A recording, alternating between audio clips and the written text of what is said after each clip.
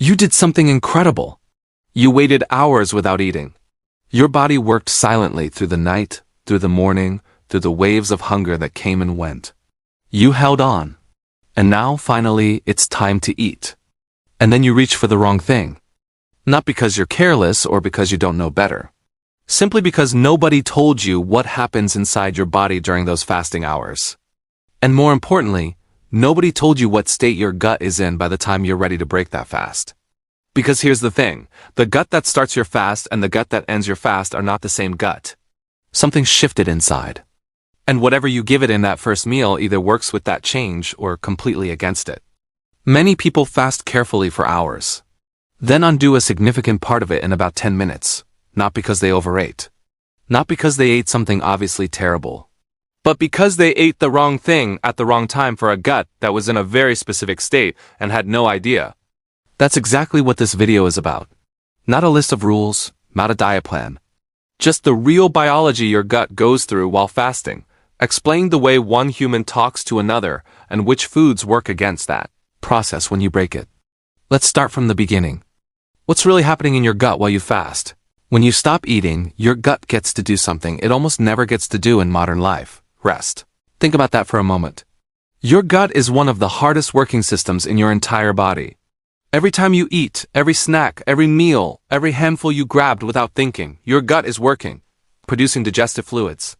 Moving food along, sorting out what to absorb and what to push out.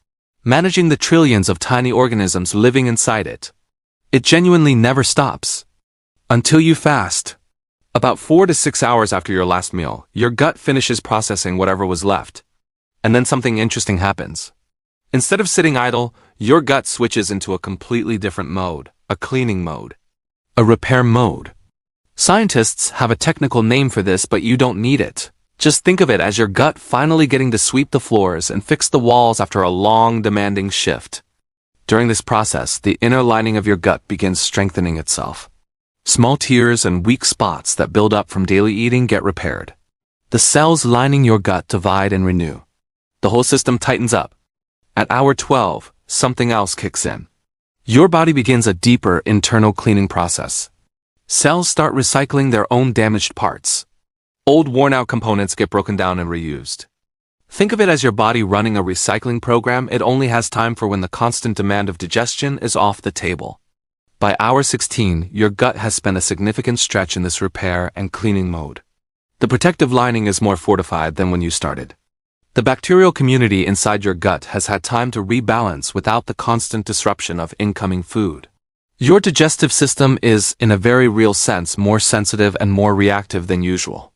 And this is exactly where most people make their mistake. The gut that ends your fast is not the gut that started it. When most people think about breaking a fast, this is what comes to mind. Hungry body, empty stomach, add food, body happy, done. That's not what's actually happening. What's actually happening is that your gut spent hours in a quiet, protected, sensitive state. The mechanisms that produce digestive fluids slowed down.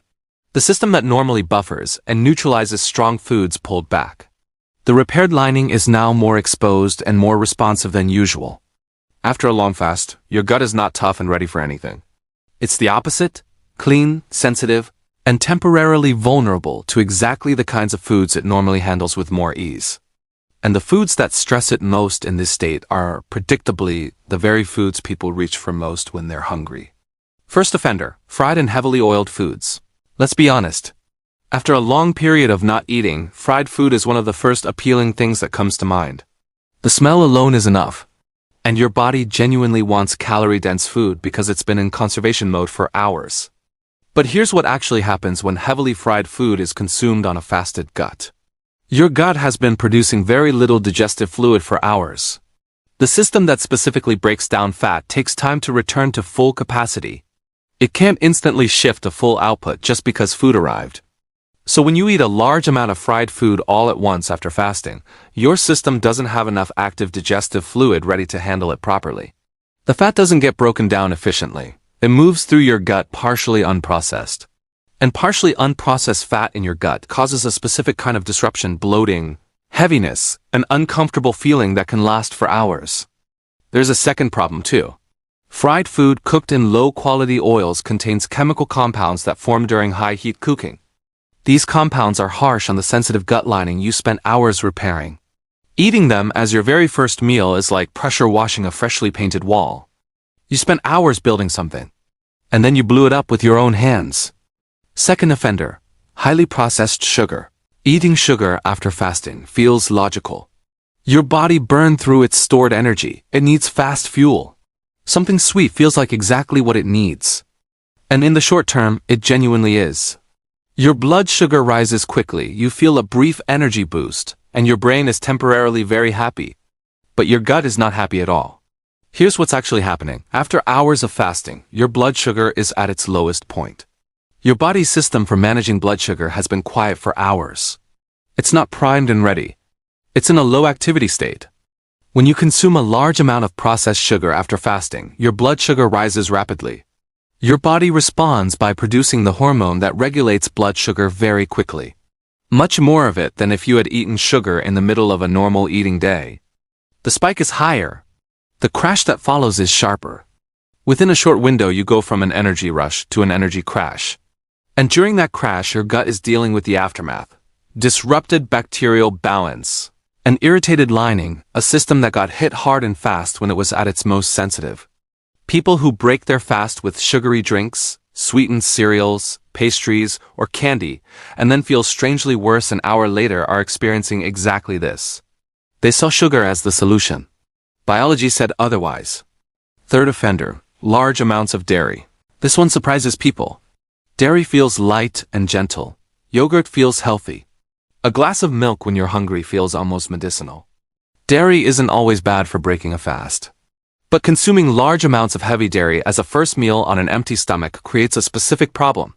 Your gut produces a particular substance to break down the sugar found in dairy products. For many people, when dairy hasn't been consumed for a while, the production of this substance slows down significantly. After a long fast, your gut is in exactly this state. The substance it needs to process dairy efficiently has decreased. The result for many people is bloating, cramping, and digestive discomfort. Their gut simply wasn't ready for dairy in that moment.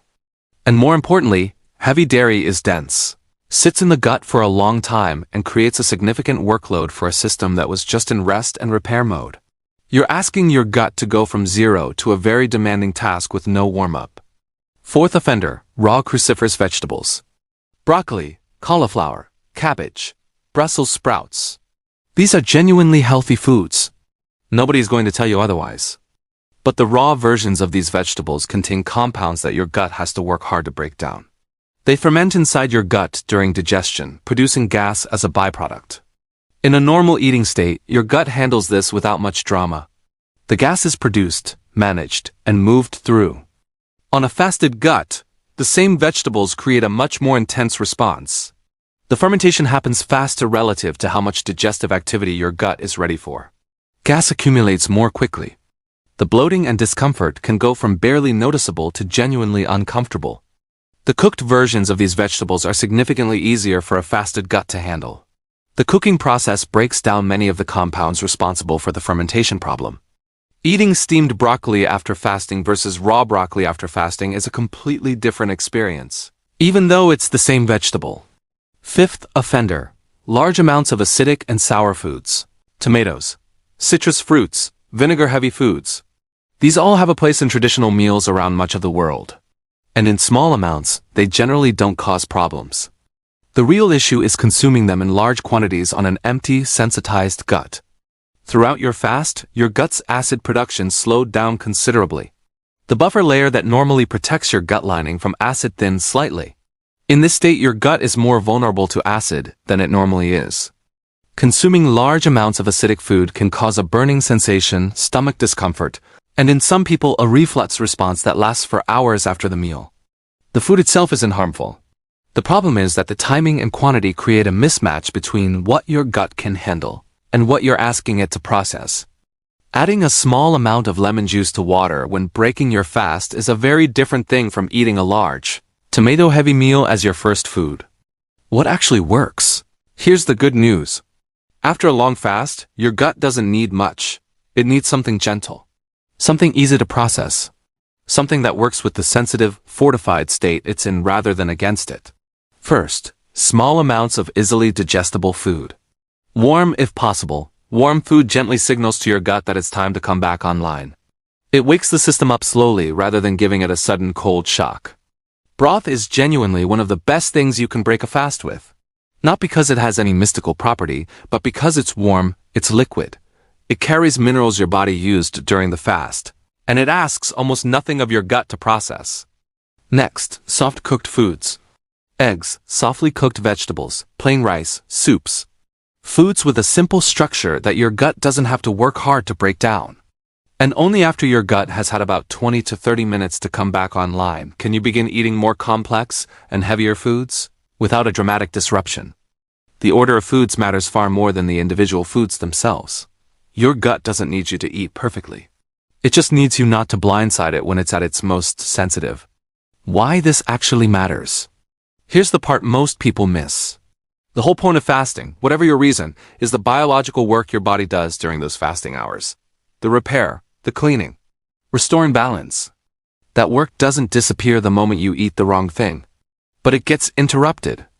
The gut lining you spend hours strengthening gets stressed immediately. The bacterial balance you spend hours stabilizing gets disrupted immediately. The blood sugar stability your body worked to establish gets rattled immediately. For many people, the way they feel after breaking a fast, the heaviness, the crash, the bloating, the strange tiredness that follows a meal that should have been satisfying, is not random. It's the direct biological result of asking a sensitive, recovering system to handle the hardest possible foods at the worst possible time. Your body did the hard work. 14 hours, 16 hours, however long you held on, that was real. It had real effects inside you. The least you can do is spend the first 20 minutes of eating in a way that honors what your body just did rather than immediately undoing it. Your gut spent hours preparing for this moment. Feed it like you know what it went through. So let me ask you, what's the first thing you usually eat after a long fast? Be honest. Write it in the comments.